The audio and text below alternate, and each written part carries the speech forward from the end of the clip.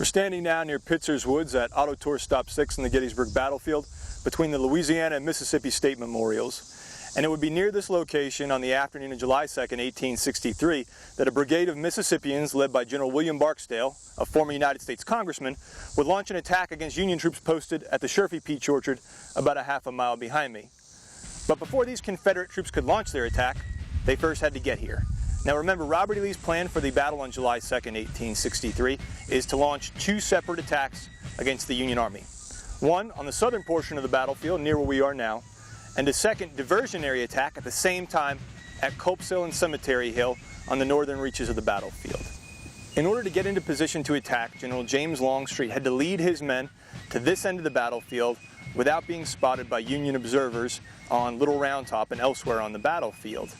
He had as a guide a man by the name of Captain Samuel Johnston, the same Samuel Johnston that did that early morning reconnaissance that provided Robert E. Lee the information he used to develop his plan.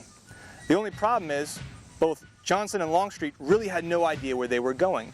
By the time they actually began to move towards this position, it was already halfway through the day.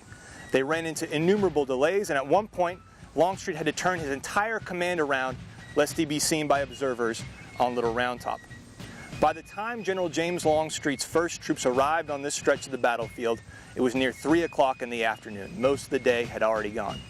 The Confederate troops that would ultimately occupy this stretch of the ridge were commanded by a Confederate general named Lafayette McLaws.